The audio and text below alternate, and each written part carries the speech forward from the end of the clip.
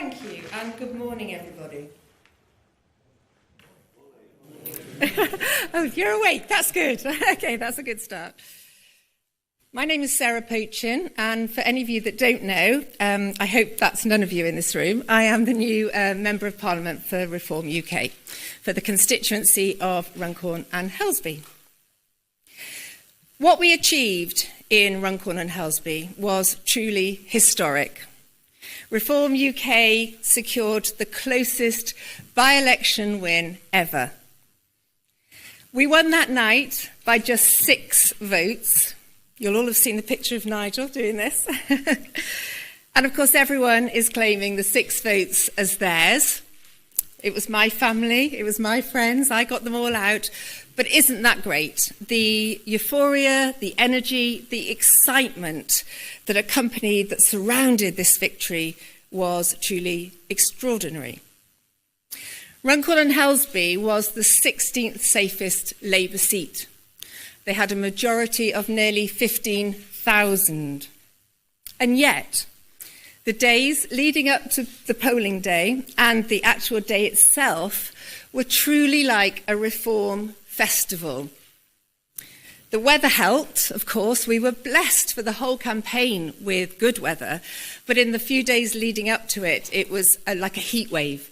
So people were in their gardens, in the evenings going around canvassing. People wanted to come out and talk to us. They wanted Correx boards. I've never experienced anything quite like it.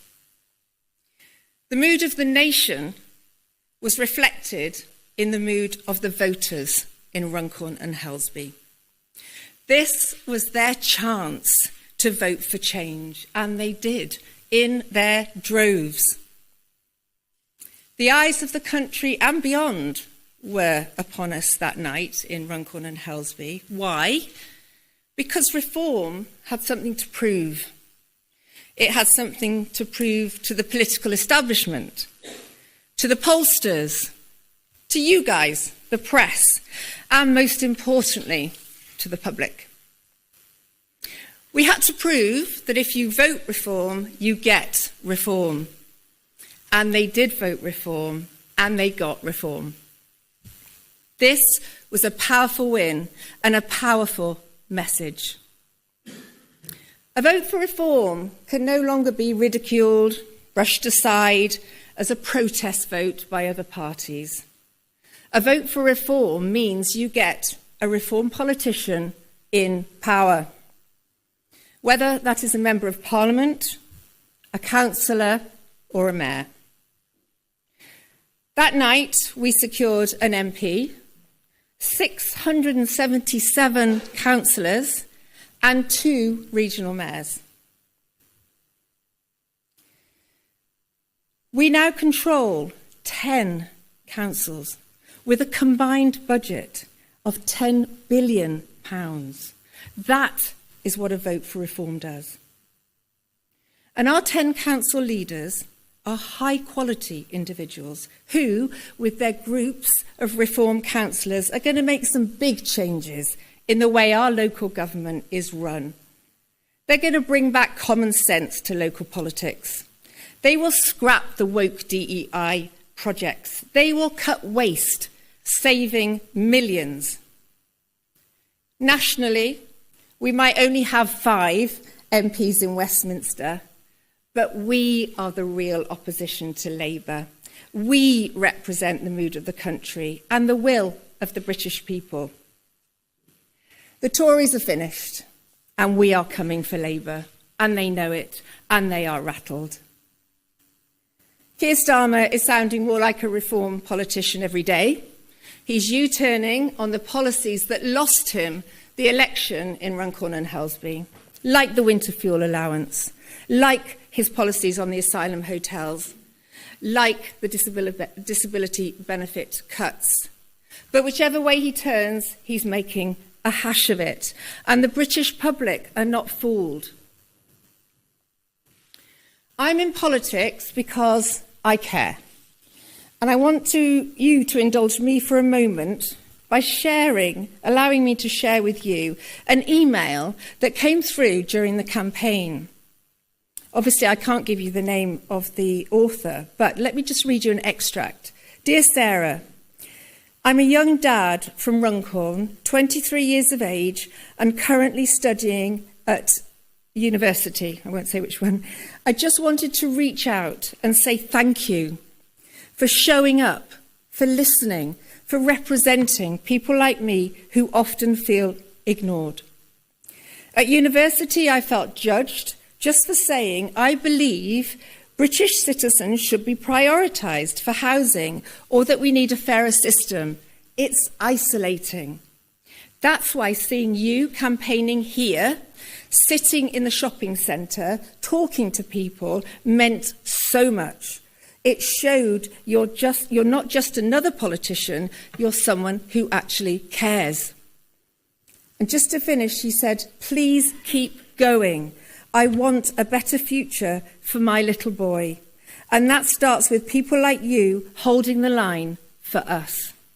How powerful is that? A genuine email. And I do care about this country.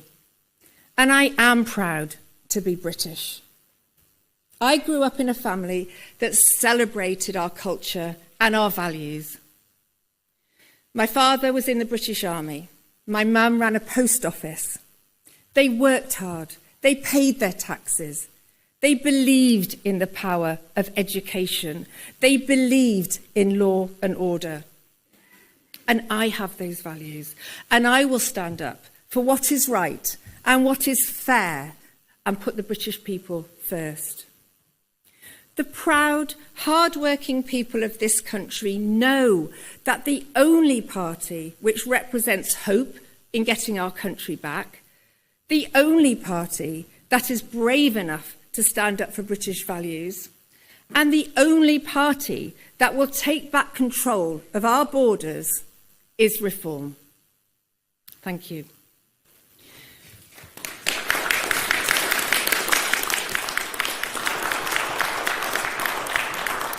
Now I would like to hand over to our party chairman, Zia Yusuf.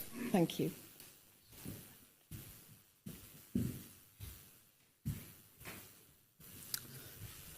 Good morning, everybody. Thank you so much for coming. So what a difference a year makes. Next Tuesday, it will be exactly a year since Reform UK held a press conference. It was billed as an emergency announcement. And Nigel announced that he was returning to frontline politics, coming out of retirement. He was going to take over as leader of Reform UK, and he announced his candidacy to be the next MP for Clacton-on-Sea. Now, at the time, Reform was polling at about 10%, had about 30,000 fully paid up members. It had 0 members at Parliament, and it had about 9 councillors. Fast forward to today, Reform's membership has grown 8-fold. We're polling north of 30% in the average of the polls. We have 5 outstanding MPs and 700 councillors. What a difference a year makes. And make no mistake, this is the greatest political acceleration in British history. And we're just getting started. You know, we are so grateful to everybody who has helped make this happen. The awesome candidates, some of whom won, some of whom didn't, but people who were brave enough, courageous enough to stick their heads above the parapet during an hour of need for their country. To all of our volunteers and grassroots supporters who worked so incredibly hard. I saw how hard they worked to help us win those elections. And of course, our members and every single person who voted for Reform on May the 1st. And for those who are hoping, in some cases praying, that this surge is simply a flash in the pan, the bad news for them is it's built upon extremely solid foundations. We've been working really hard to build enduring infrastructure. The election-winning machine that we promised to build starting last summer just defeated the heavy artillery of Labour in one of their safest seats while simultaneously fighting 1,600 council seats and a multitude of mayoral races across the country. and that machine will be twice as strong next year. So, this is a dark time, no doubt, for our country. There are many people who, frankly, felt pretty hopeless, that no matter whom you voted for, the red team or the dark blue team, you basically got the same thing. What's clear now is that there is, really for the first time in about a century, a real viable alternative. The stranglehold the two old parties have had on British politics is decisively over. And now there is hope, therefore. There is hope for the people of Britain, for millions across the country, that there can once again be common sense, competence, and patriotism brought back to Westminster. And the political class, who certainly for my lifetime have failed in their most basic fundamental duty, which is to put the interests of the citizens of the United Kingdom first, are facing a reckoning. Now, that hope is in no small part due to an extraordinary man, the most impressive, effective and consequential British politician of our lifetime. I'm proud to introduce him. He is the Member of Parliament for Clacton-on-Sea. He is the leader of Reform UK. And he's the next Prime Minister of the United Kingdom. Ladies and gentlemen, Mr. Nigel Farage.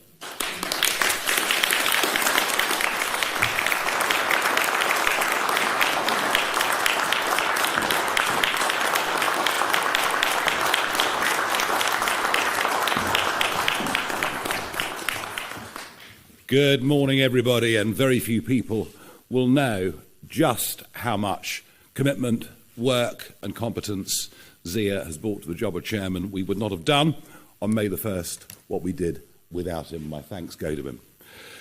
Must begin today by saying that our thoughts are very much with Liverpool Football Club, their supporters, who were celebrating after an absolutely fantastic season that they'd had, and our thoughts go out to all of them after that mindless act of violence. We also thank members of the public who did all they could to help the victims and, of course, our emergency services. It was on the 3rd of June last year that I decided I would end my political retirement, give up a nice easy life and throw myself back into the front lines of British politics. I said on that day that we would get millions of votes in the general election and establish a beachhead in Parliament, and that is exactly what we did. I have spent most of my time since July the 5th last year trying to build this party, professionalise this party, and everything was aimed at May the 1st. And around me today on this stage, you see the fruits of that labour from myself, Zia, and tens of thousands of activists out there in the country. What you see before you today is a new Member of Parliament for Runcorn, 2 mayors and 9 of our 10 councils in which we have overall majority control. Reform is now in government in large swathes of England. What you see before you, whether you can yet believe it or not, is the second step of what is going to be the biggest political revolution this country has seen since the Labour Party overtook the Liberals over 100 years ago. And the big shout-out message, and it's very, very clear, is if you vote reform, you get reform. No longer will the argument be, well, we like reform, we like what they stand for, we like some of their people, but to vote for them would be a wasted vote. That is not the case anymore. In fact, in many ways, if you look at the map today, if you look at Scotland, you look at Wales, you look at the whole of the Red Wall and many other parts of England, if you want a party to be the opposition party to this Labour government, then it's a Conservative vote that would be a wasted vote. It's a Conservative vote that actually would help keep Labour in power.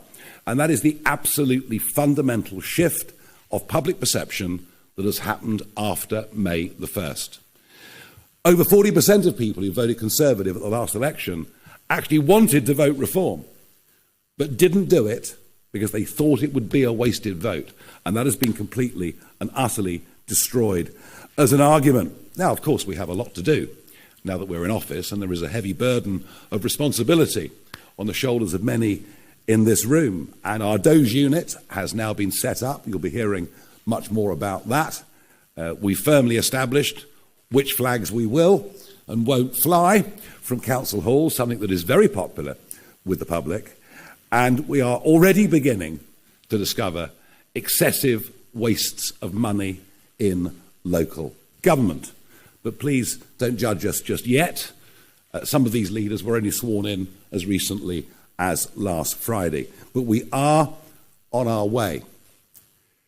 Our membership from June the 3rd last year has gone from 28,000 to over 235,000. I have absolutely no idea how many members the Conservative Party has, or indeed how many members the Labour Party has. The last figure we had was many months ago, and they were losing a member every 10 minutes. I'm not saying we are already the biggest political party by membership, but we must be very, very close indeed. As for the Conservatives, I don't think many in the media class yet really understand the extent to which they are dying as a political party. It's over. It is done. And frankly, after the level of betrayal that we saw, especially since the 2019 victory with the 80-seat majority, they fully deserve everything that is happening to them. And as I mentioned already, they cease to be a national party. They are now an irrelevance in Scotland, an irrelevance in Wales, a complete irrelevance in the Red Wall, where nobody will ever trust them again. Now, of course, there's much talk about who the leader of the Conservative Party might be, and they change leaders pretty regularly. And maybe Kemi Badenoch's not having a particularly great time. Now, there is somebody who fancies his chances. He's been on Ozempic, he's running marathons. I noticed a very nice new Savile Row suit the other day. Perhaps even had his teeth done, I don't know. But it's completely irrelevant whether Robert Jenrick becomes leader of the Conservative Party or Kemi Badenoch stays on as party leader. It's completely irrelevant if Boris Johnson decided, although he's got some pretty heavy domestic duties by the looks of it, whether he decides to return. They will not be trusted again. They have no chance of winning the next general election, none whatsoever. And I don't really wish to spend much more time talking about them. They did sink to 4th in the opinion polls with YouGov last year. It is over. It is done. They've had a good 200 years. It is now finished. But today I wanted to talk a bit more, really, about the Labour Party. Now, they, of course, right now are absolutely terrified of reform. And if you think the Conservatives had a bad day on May the 1st, arguably, Labour did even worse. We completely wiped them out in County Durham, in many other parts of the East Midlands and elsewhere. And now, I have to say, they've decided they'll turn their guns on me. And every PMQs now, we see an obscure backbench Labour MP get up and ask the Prime Minister a question. Is it true that the honourable member from Clacton is a complete rotter? To which the PM says, oh, well, of course he, supports Putin and wants to abolish the NHS. And I have to sit there, and I've got no means of actually answering back or fighting back in any way at all. I think even without reform, this government is off to the worst start of any government since Eden and the Suez Crisis in 1956. They are collapsing in terms of support. Their response to us is just to turn on the Labour lie machine. And I think today, perhaps it's just a little opportunity for me perhaps to answer some of that. Reform really are now the party of working people. One of the arguments I made in the run-up to May the 1st was that many of our voters are people with alarms that go off at 5 o'clock in the morning. They go off to work. They work damned hard, whether they're working for companies, whether they're trade union members, whether they run their own businesses or act as sole traders. They're the people that are voting for us. And the great divide that is opening up in British society is between those that get up and go to work, pay an ever-increasing tax burden, feel ever more hampered by government at every level, and their next-door neighbours who choose to do nothing, but actually have a very similar standard of living. That is becoming increasingly a massive problem in this country. But I also think that Labour have a problem with their personalities. The Chancellor of the Exchequer, Rachel Reeves, I don't think I've ever seen anybody so hopelessly out of their depth at any point in my professional or political career. And the idea that we were going to get this 10-year Bank of England economist, and of course she was dubbed by my colleague Lee Anderson as Rachel from accounts, which actually wasn't accurate, because it's Rachel from complaints. She is doing the most awful job, and what she and the Prime Minister have done is to spread doom and gloom and despondency. Economics works on confidence. This lot haven't managed to instil any. And of course she's backed up by Jonathan Reynolds, ever affable, but not the qualified solicitor that he told everybody he was. This is a very low-grade government. And unless you have successful private business, employing people and paying taxes, you cannot have an effective functioning society. And it is, to me, truly astonishing that of all the 25 men and women in the cabinet, not a single one has ever set up or run a private business. We have a bunch of lawyers. We have a bunch of people prepared to bow down to this concept of international law, but without the economic competency to run a country. And that is why we are genuinely going in the wrong direction. We are watching the de-industrialisation of Britain. Yes, of course, there are some jobs being created in wind and solar. But for every job created in that sector, there are 3 or 4 being lost in other parts of the British economy. We now have the most expensive energy prices commercially of any country in the world. And yet the net zero mania, and it isn't just Miliband, when we know he's away with the fairies, but it's all of them are committed to this policy, just as the Conservative Party were when Boris Johnson and others led them before. I find it extraordinary also to witness the exodus. The exodus in London and in some other parts of the country is now in full flight. The number of people I know, and I'm talking about successful, hard-working, entrepreneurial people. I'm talking about people that have taken great risks in their lives, created a lot of jobs, and paid many millions, or in some cases, tens of millions in tax. They are leaving. And they're leaving our country at a very, very rapid rate. It's the biggest brain drain we've had since the 1970s, and yet no one seems to have woken up to it. And there is absolutely no contradiction in saying that we are the party of workers, but also the party of entrepreneurs. The two can't survive and exist and succeed without each other. And then we come to the Prime Minister himself, and whilst I don't bear him any personal grudge, I don't think there's any malice in him at all, it's clear to me this man doesn't believe in anything. Now, it's quite extraordinary that for over a year it was obvious that Starmer would become our Prime Minister. You would have thought there was a plan. You would have thought there was a passion for what they would do in government, as opposed to achieving the position of being in government. And yet, as he stood outside 10 Downing Street, mid-morning on July the 5th, to give his acceptance and victory speech, in the 9 minutes for which he spoke, he referred to his notes 158 times. Once every 2 seconds, the new Prime Minister had to refer to his notes, scripted to the nth degree, clearly without any great feeling, meaning or passion for the job that was ahead. And now we see that lack of any real political thought with the daily veering off left and right with speeches and statements that he makes. Terrified of what reform is doing to the Labour vote, he tries to ape us in policy. The problem is, when he does, nobody actually believes him, given his own record.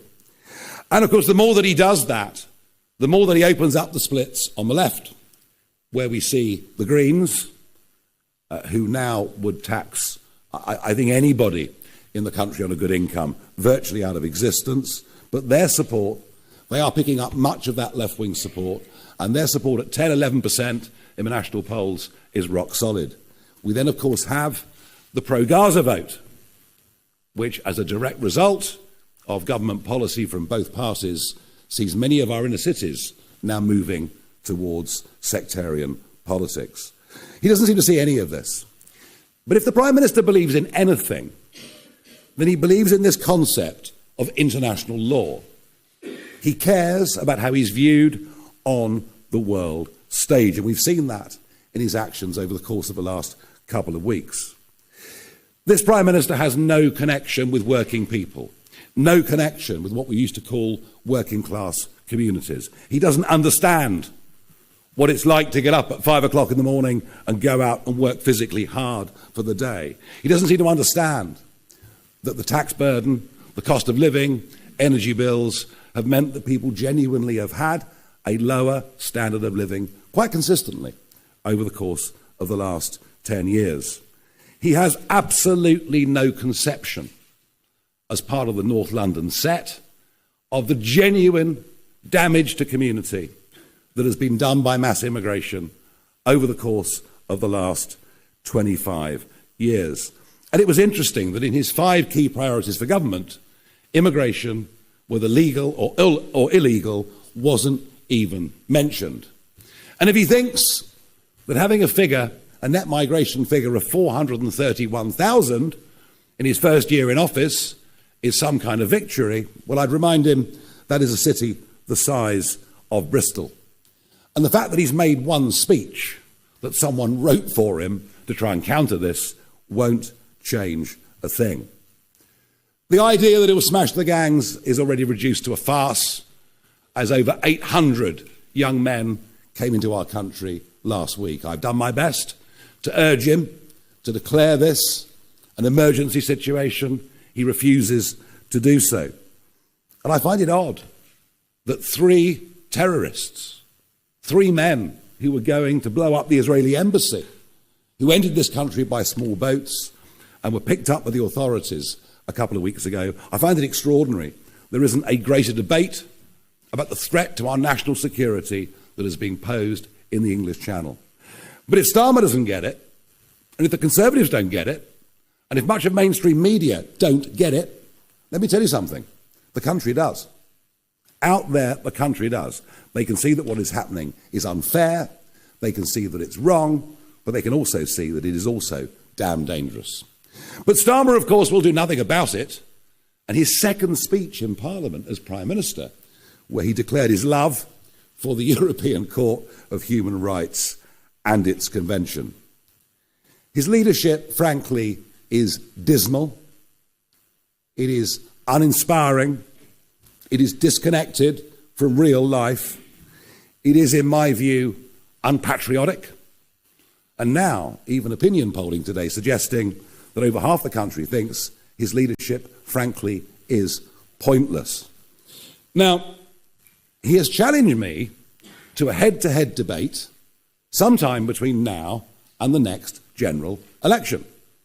The last time this happened to me, it was Nick Clegg, when he was Deputy Prime Minister. So, I'm very, very happy, Prime Minister, to accept this invitation, but I don't really want to wait for 4 more years. You and your deputy and others are saying, no. It's Labour that are the party of working people, not Reform. Well, why don't we test it out? I've got a great idea.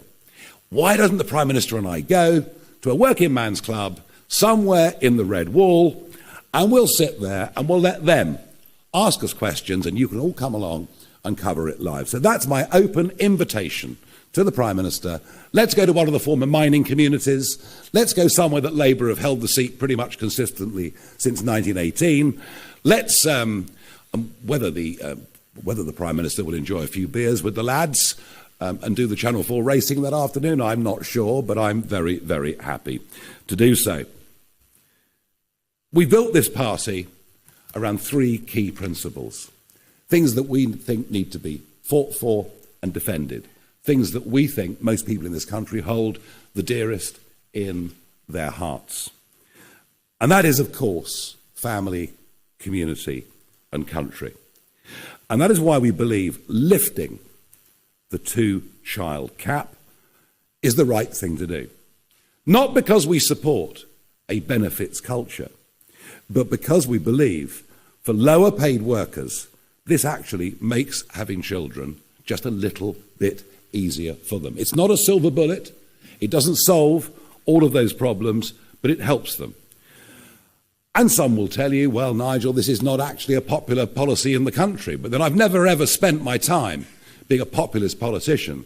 I've nearly always spent my career pushing arguments that were minority opinions and trying to make them into majority opinions. I think we've lost our sense of focus of just how important family is. And I want to emphasise that this is aimed at British families. It's not aimed at those that come into the country and suddenly decide to have a lot of children. And it's the right thing to do. Now, we need to go much further. We need to go much, much further. Because one of the problems is a lot of people who want to go back to work, and it's normally women. It's men in some cases, but it's normally women. There are other huge issues around childcare. Big questions that have been raised with me. Why in our big workplaces are there not creches when there are in many other continental countries? So we want to go much, much further to encourage people to have children, to make it easier for them to have children. And that is why I also believe that having a transferable tax allowance between married people is the right thing to do. Now, I know many will say, look, marriage is outdated. Most people don't bother to get married anymore. And, you know, I'm hardly standing here in front of you as a religious priest and moralising. I'm not sure my own track record is ever so good on this. And we all lead imperfect lives. But what is true, what is absolutely true, and the evidence is there to prove it, is that where people who are married stay together for the longest period of time, the children that grow up in those environments have the best chance of success in life. Doesn't mean you can't survive outside of those circumstances. Of course you can. But I do think having this transferable tax allowance, perhaps making marriage something that is just a little bit more important in terms of the family, I do believe that it is the right thing to do. And of course, our biggest aspiration, working people should not start to pay tax until they earn £20,000 a year. It's a policy that is wildly popular. It is a policy that would encourage people to get off benefits and to go back to work. We also recognise those that have worked during their lives, saved for a private pension, are now penalised by the withdrawal of the winter fuel allowance. If you don't have any savings, you'll still get the winter fuel allowance. So we're punishing working people at all stages of their life, and we would reverse, absolutely reverse what has happened, and we're taking away of the winter fuel allowance. Now, of course, you will all be lined up in your droves to say to me, how on earth can you afford all of this? How on earth can you afford 5 billion here or 5 billion there? Almost forgetting that the national debt is now 2.8 trillion, and that not just the last government, but this one too, are hopelessly adrift when it comes to government borrowing. We are going to make big savings. We will stand here before you in 1 year's time and show you the excessive costs that we've taken out of local government.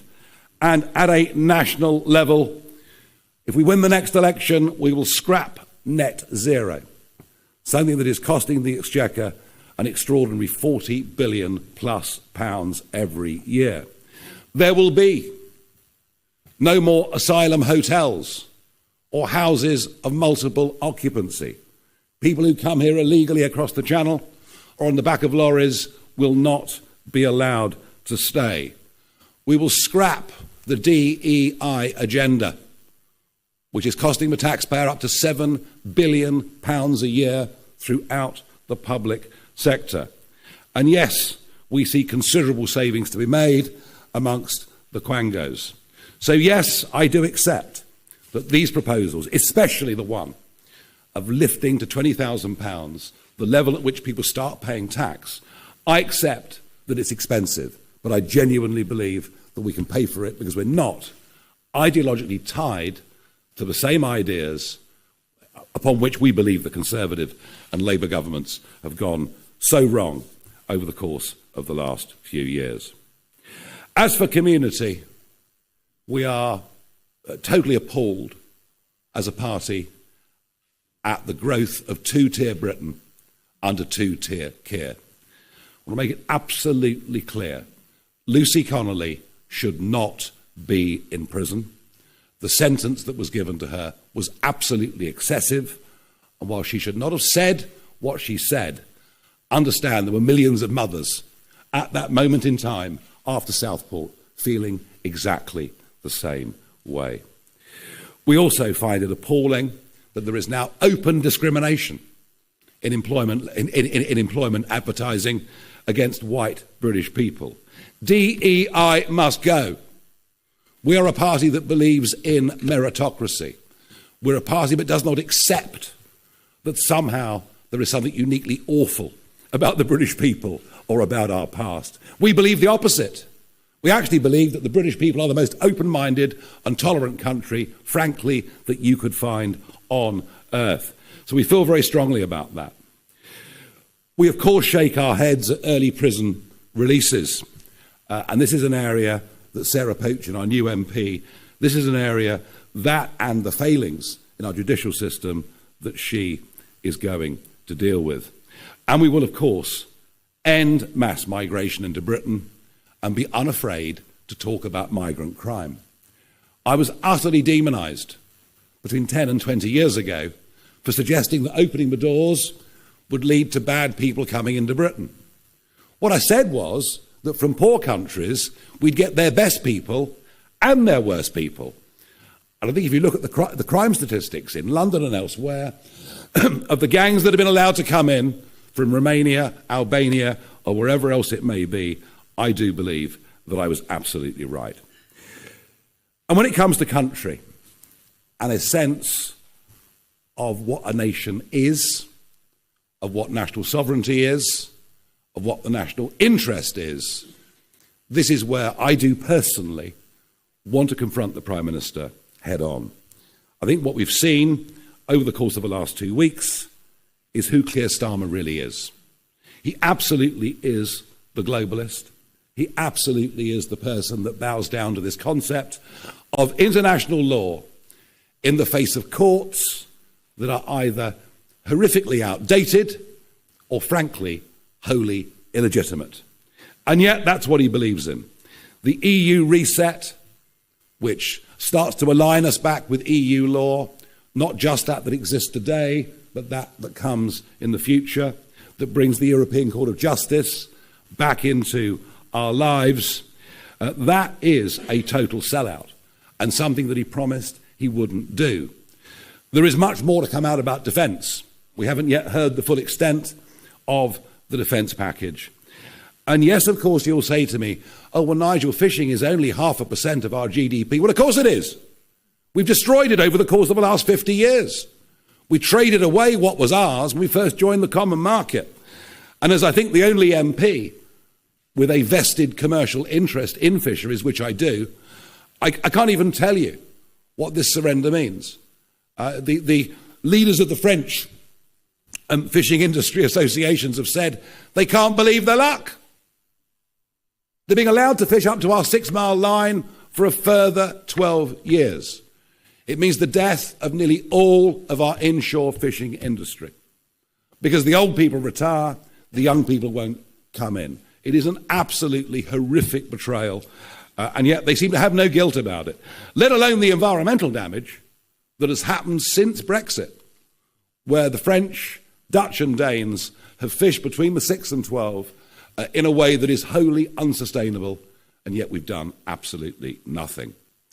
When it comes to Chagos, I think this is the worst deal I've ever seen in my life.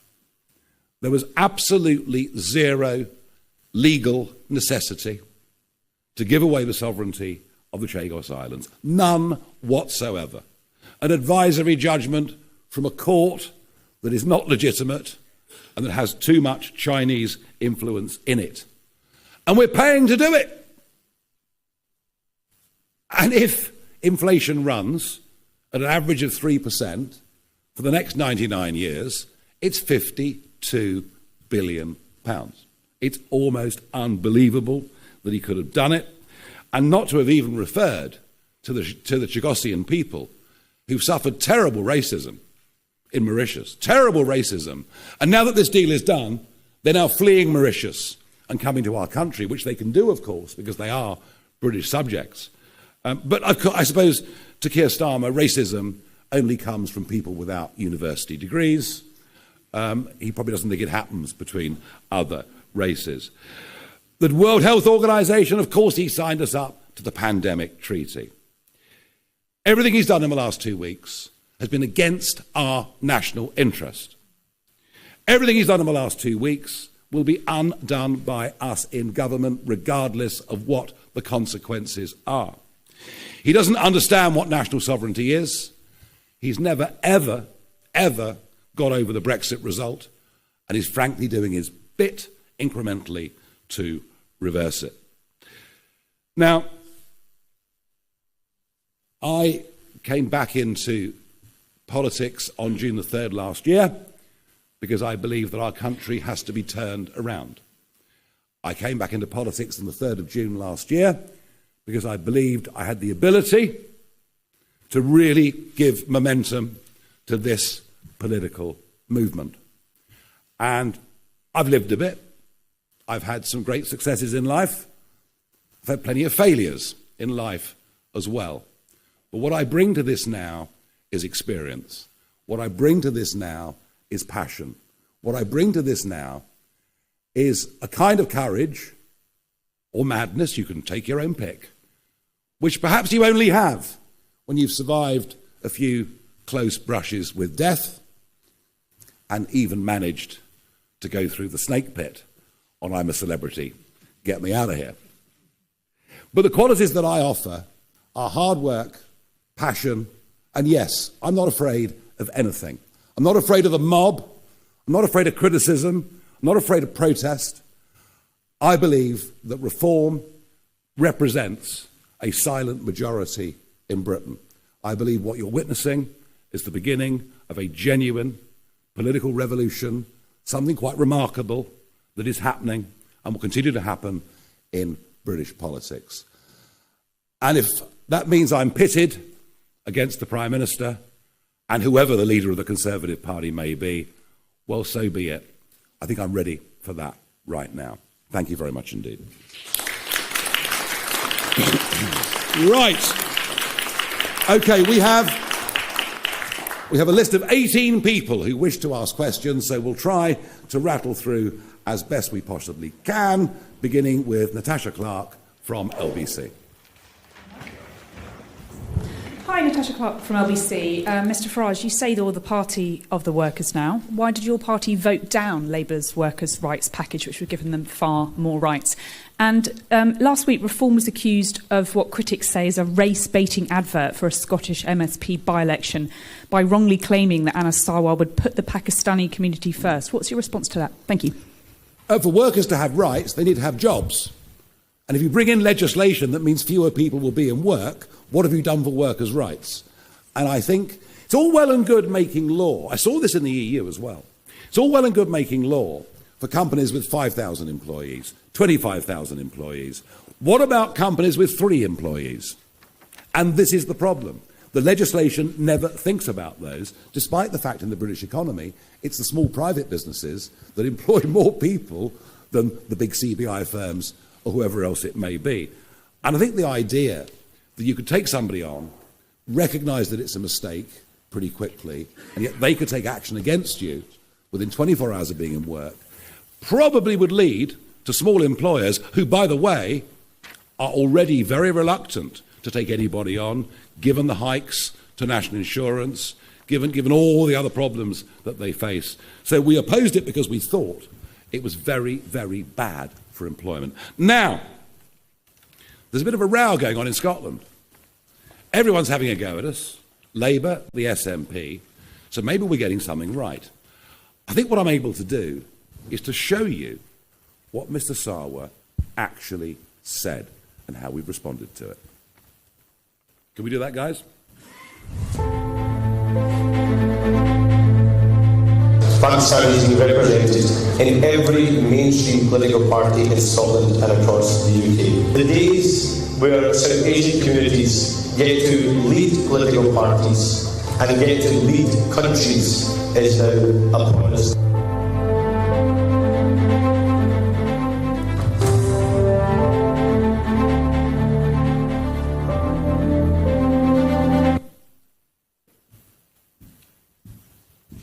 So it was Anas Sarwar that introduced sectarianism into Scottish politics, making it perfectly clear his priority was to a certain section of the community. All we've done is to put out the exact words spoken by him without any comment. We've said nothing, just that we will represent the people of that constituency. And the fact that they, having chosen to go down the sectarian route, choose to throw accusations back at us, says to me, Natasha, that we are winning. Thank you very much indeed. David Churchill, Daily Mail. Thank you. Mr Farage, regardless of whether you can afford to lift the two-child benefit cap, Kemi Badenoch was on the airwaves at the weekend saying that just as a matter of principle, if people can't afford to have lots of children, then they just shouldn't have them, and it's unfair to expect taxpayers to subsidise other people having large families they can't afford. Why do you think she's wrong about that? You obviously clearly do think she's wrong about that. We subsidise low earners in lots and lots of different ways already, all right?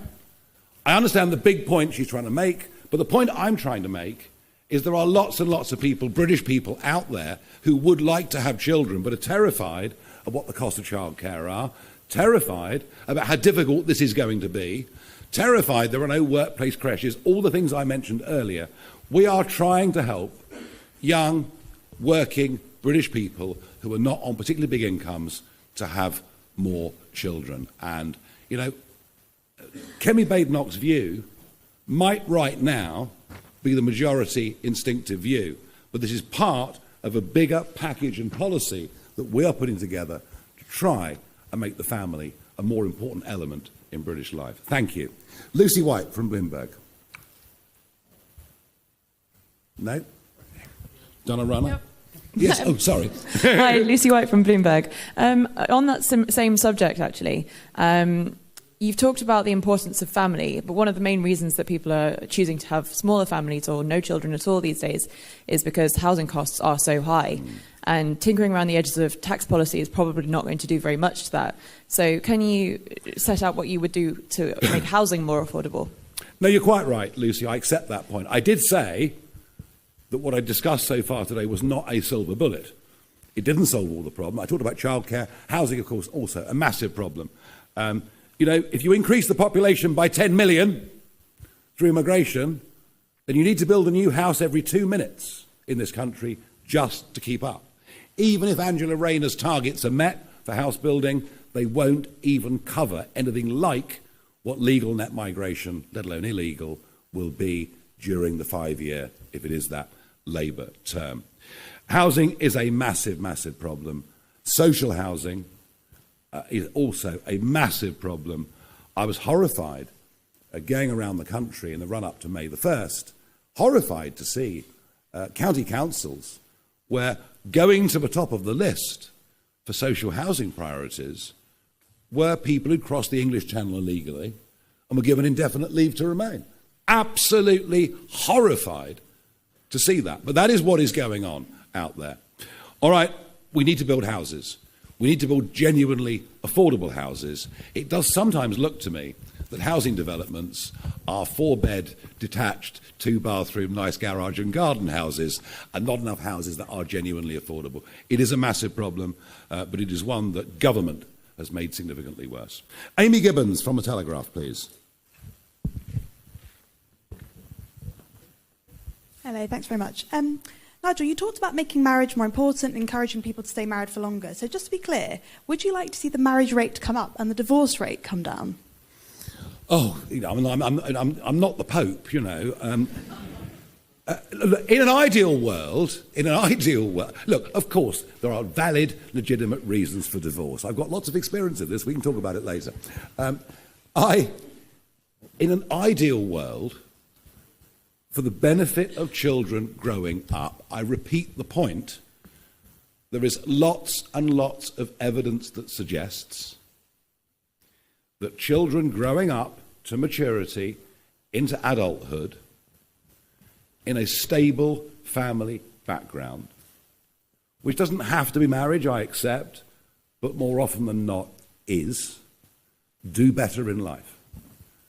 Don't we deserve to try to help create a framework in which young people can grow up and lead fulfilling lives? And all right, you may say, I'm aiming very high, but isn't that what we're in politics for? Isn't that the point of the whole thing? Thank you. Archie Mitchell from The Independent. In the run-up to the local elections, reform activists set up a stall depicting Angela Rayner, Bridget Phillipson and Rachel Reeves as cows said to be sent to the abattoir.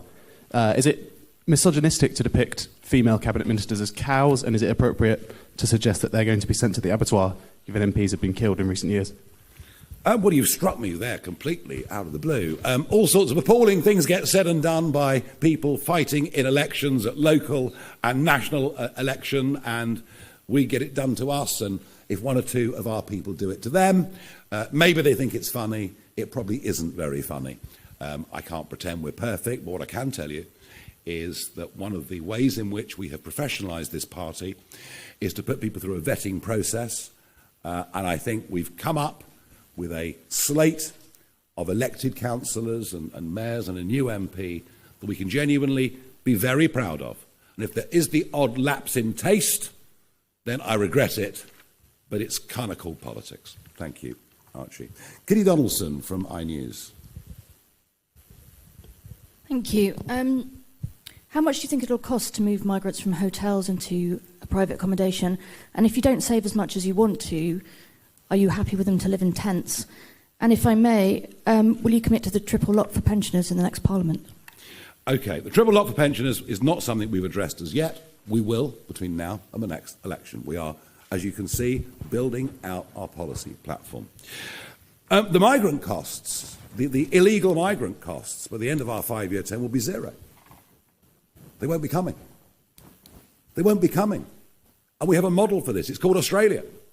Australia had the boats arriving, coming from Indonesia. They didn't know what to do.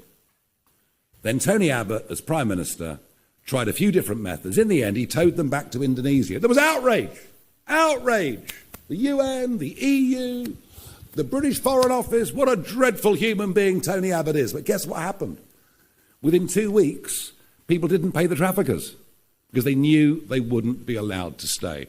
There is a deeper debate here, by the way. Even though the hotels are awful and very visible, if you talk to Sarah afterwards, she'll tell you that actually the houses of multiple occupancy in residential streets in some ways are even worse in terms of not just cost, but the huge social problems they bring. So look, the answer is very simple. One of our senior party members has suggested tents. I'm much more hardline than her. They won't be allowed to stay. Thank you. Let's move on to John Walker from The Express, please. Thank you. Mr. Farage, could you expand a little on what you were saying about tax? It's one of the announcements that I don't think we were expecting. I think you mentioned a figure of £20,000. What does that mean? Are you talking about increasing the threshold, or how would that work? Yes. Simply, the threshold has been frozen for years. You know, it was done by Jeremy Hunt. It's called fiscal drag, but that's very boring, I know. It's being maintained under Labour. And it's dragging more and more people into tax, including pensioners. There are now another 1 million pensioners will be dragged into the tax system as a result of the fact they've got the old age pension, a small income from their private pension, and the threshold has been frozen. It's also interesting to note, if we go up the scale slightly, that from the late 1980s, right through until about 5 years ago, the number of people who paid top rate tax, i.e. what was 40% plus all through the major Blair years, was about 1.5 million. About 1.5 million people paid 40p or more.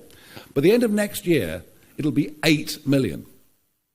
So what we're seeing at all levels are more and more people being dragged into tax, into higher taxes. We have to find a way. There has to be a carrot and stick approach to the sheer number of people going onto a range of full-time benefits as opposed to working. And some of it, of course, are people who are choosing that as a lifestyle option. Equally, I've met many on my doorsteps who want to go back to work, but they're trapped by the sort of 16-hour rule. That if they get a job for more than 16 hours, they lose all of their benefits. And because of a tax system, they're worse off working than they are staying on benefits. That is what we're trying to address. You know, I do accept that the 20,000 level, where the threshold would be raised to, is our greatest ambition. But I think it's something that we simply have to do. Thank you. Rachel Cunliffe from the New Statesman. Thank you. You talk about councils, and you've got representatives from the councils that Reform are now leading on stage.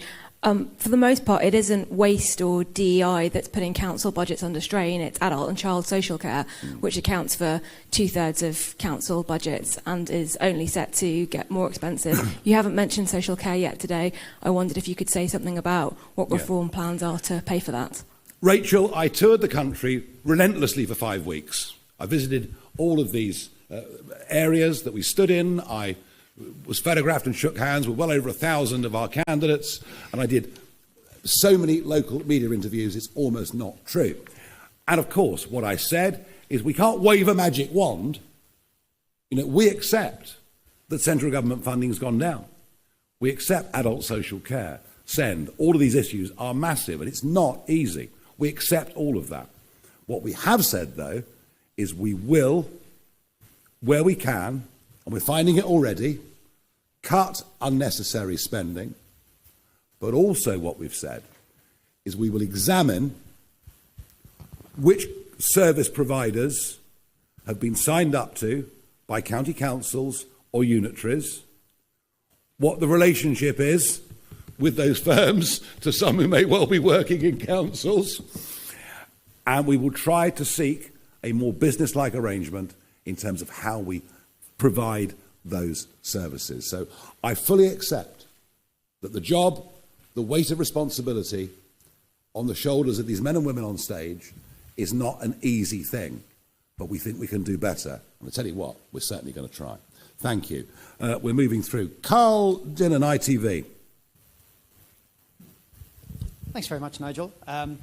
You were certainly right about one thing in your speech. We do want to know how you're going to pay for the policies that you've announced today. You've mentioned a couple of pretty big measures that will bring in savings, but even those won't quite cover the cost of your already announced tax plans, like the 20,000 threshold. So what I'm wondering is, are you going to tell us today how you're going to pay for winter fuel allowance, for scrapping the two-child benefit cap, and for the new married couples allowance? Are you going to tell us how you paid for these measures that you've announced today, or have you got a magic money tree growing in your back garden? All right, you started it. The cost of net zero to the taxpayer, figures produced by the Institute of Government, are estimated between 2025 and 2030 to cost £45 billion every single year. The cost of asylum seeker accommodation, be it hotels or be it houses of multiple occupancy, as I mentioned earlier, £4 billion every year. That may be a slightly low estimate because actually the overall costs of illegal immigration are much higher. DEI, as researched by Defunding Political Campaigns, estimated to cost government £7 billion every year. Quangos, just a 5% cut. And by the way, do you remember in the general election, we suggested a 5% cut? I mean, you thought, you know, what dreadful people we were. Impossible, it can't be done. And yet the government now proposing a 5% cut. Well, we're proposing a 5% cut to Quango funding, which would over a 5-year term be £65 billion. If you add all that up, you've got a pretty eye-watering number of £350 billion. And whilst that may be, I accept, you know, slightly optimistic, because it's difficult always to cut everything, I think you can see very clearly the direction that we're going in. We can't afford net zero. It's destroying the country. We can't afford DEI. It's actually preventing many talented people from succeeding. And we certainly can't afford young, undocumented males crossing the English Channel and living in 5-star hotels with 3 square meals a day and free dental and healthcare. I think that gives you a pretty good indication of where savings are going to come from. Plus whatever else we can find. And if we find it at local government level, we'll find it at national government level too. Alex Forsyth, BBC. Mr. Farage, thank you. It might not surprise you. I just want to dig into those numbers a little bit more, because some of the things you've mentioned there, like wasteful spending and net zero, you talked about at the general election. I know. At that point, the Institute for Fiscal Studies said your sums don't add up. This morning, one of your own activists, Tim Montgomery, has said your sums don't add up. Isn't the reality that at this point your numbers don't add up and you are saying what you think people want to hear? And on a separate issue, in the wake of the Southport attacks, you were criticised for comments you made about the information the police had released. Given what happened in Liverpool yesterday, the police did release information about the arrested man. Was that the right approach? Well, that was the same police force. That was the same police force who were negligent at the time of the Southport attacks, utterly negligent. And what I called for was, let's know the truth.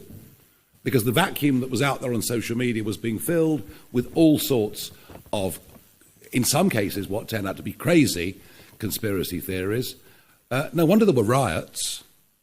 Had the truth been known, we would not have had that situation. And I was condemned by all and sundry for it, apart from by Jonathan Hall, KC, the terrorism czar, you know, who basically said, look, Nigel's right. The truth should have been told at the time of Southport. I think what we got yesterday was that Merseyside police have begun to learn some of the lessons from that, and that is a very good thing and not a bad thing. Oh, you can argue about numbers adding up. You could probably argue that at no point in the history of any form of government has anybody ever thought their numbers added up. I would point you to one thing. When Richard Tice and I launched the contract with the people in South Wales last year, we pointed out the cost of quantitative easing and the way the Bank of England was dealing with it, and we were laughed at by everybody. We said it was costing 25 to 30 billion pounds a year. We actually got the figures a few months ago for the cost of QE last year from the Bank of England. It was 36 billion. So what we're very good at, we're good at actually putting our finger on things and pointing out problems that nobody else has even thought of. And that's because we're not from the political mainstream. We're not part of that institutionalised set of thinking. We take a fresh approach to everything. I think what I've done today, what I've tried to do today, is to give you an idea of direction of policy, of priorities, of what we think is important, of what we think it's going to cost, and how we think we're going to pay for it. And I don't think anybody at this stage, with a general election some years away, could frankly do more than that. And I believe what I presented today is credible. Thank you. We've now got Caroline Hugg from Politico. I just wanted to ask, what would Reform have done at the Brexit summit if they were in charge? And like Badenoch, are you going to commit to undoing any progress in talks? Well, I accept we start in a bad place. And I also accept that Boris Johnson and David Frost did inherit a very bad hand of cards from Theresa May. I accept all of those things.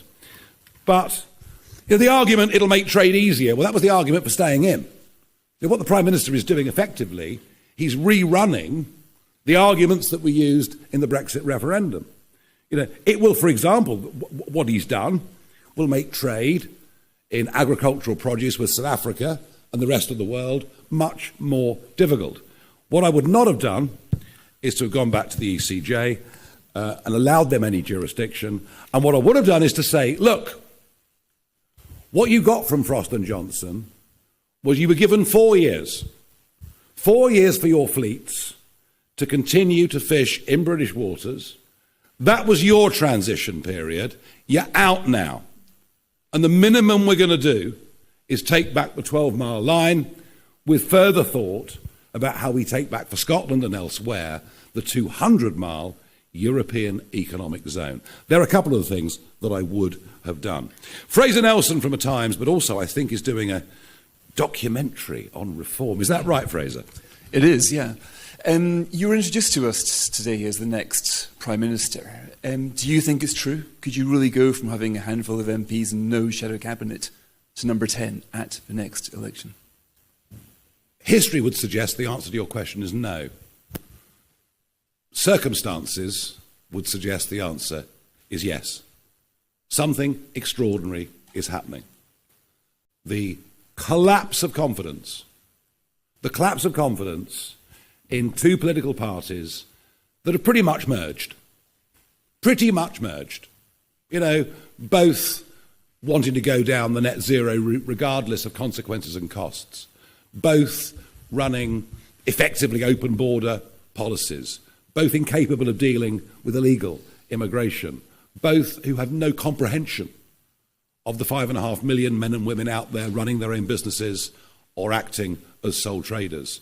Both, despite what they say, overseeing an ever-rising tax burden. Both, started by Jeremy Hunt, remember, both contributing to an exodus, not just of non-doms and the super rich, but of the 30-something entrepreneurs who are now being tempted away by Lisbon, by Athens, by Milano, by Dubai. And yeah, I think the public have frankly had enough of both of them. I think the Westminster priorities have been hopelessly out of kilter with where most of the country really is. And I think, you know, what I've said today is that actually this Prime Minister is maybe even more out of touch than some of the previous Conservative Prime Ministers. They want something different. They want a politics that is unafraid to stand up and say what it is. They want a kind of leadership that is based not on following short-term trends, not on being afraid of being criticised, but has actually got some sort of conviction and I hope some sort of courage. And I think I'm surrounded by people who've got courage. I'm surrounded by people who put their heads up over the parapet and decided something needs to change. But also, there is an optimism about what we do. Our voters aren't just sticking two fingers up to the establishment. They've got good reason to. They're not. Our voters, when you meet them, are wildly enthusiastic. They think we are going to turn this country around. Thank you. Right, I've got a couple more to go through. Chris Smith from The Times. Thank you. Just back on spending, your argument seems to be that you've got some areas you want to look at. You don't have the details yet, but you'll get to that by the next election and basically asking voters to trust you on that. But as you say, you're a party of government now. How do you hope that approach is going to work out any better for you than it did for Liz Truss? And on a related point, can I ask you a question which I asked Keir Starmer at Labour's manifesto launched last year when he was saying he wouldn't need to put up taxes at all, and which he didn't answer. Say you don't find these savings that you hope for. You know, what is your instinct about a plan B? Is it to junk some of these costly spending commitments you've made today? Is it to put up taxes, or is it more borrowing? Well, with respect, Chris, we are some way out from this yet, but we will be having this conversation, I'm sure. Liz Truss's dramatic failure was not to propose any cuts in spending. It's all well and good cutting taxes, but you know, she had to make the corresponding cuts with quasi-Kwarteng in spending. Didn't do it. Just tried to say, well, we won't increase by the rate of inflation over the course of the next few years. That was a fatal error. As for Starmer's promises, look, do you know what? I just think there are two types of people in politics. Those who want to be something, those who want to do something. For him, it was about becoming Prime Minister. For me, it's about turning this country around. Simple as that. James Hill, Spectator. Thanks, Nigel. You went through various members of the Cabinet today. You dismissed Johnny Reynolds, Rachel Reeves, Ed Miliband. There's one member of the Cabinet who you didn't address, Angela Rayner, and there's some speculation in recent days that she might fare better against reform at the next election. You faced off against her at last year's general election on the BBC. Just tell us your thoughts on her and whether she stands a better chance than Keir Starmer come the next election. Well, at least she's real. I mean, none of the rest are. I don't think she's lied on her CV. Not sure she's got a CV. You know, I mean, she is who she is. What we have learned, I think, over the course of the last week is that her ideas on tax, on saving, are even more radical than those of Rachel Reeves. And she tends, on economics, certainly economics, to be way, way out on the left. And number one, that is not a majority opinion by any means in the country, nor will it become one. And it's a very busy space.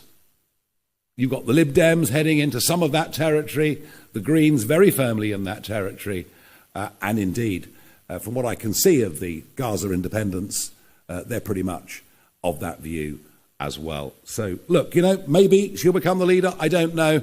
I'll be worried about it? Not at all. Two more questions. Adam Cherry, GB News.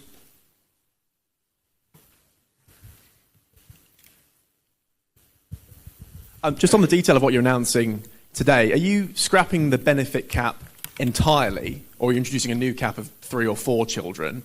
And then on the shared family tax allowance, are you putting a figure on that today, or is it just sort of in principle? Yeah, it'll be up to a £5,000 transferable allowance, all right, which would help, say one of the parents wanted to spend a bit more time at home in the first 18 months, 2 years of a child's life.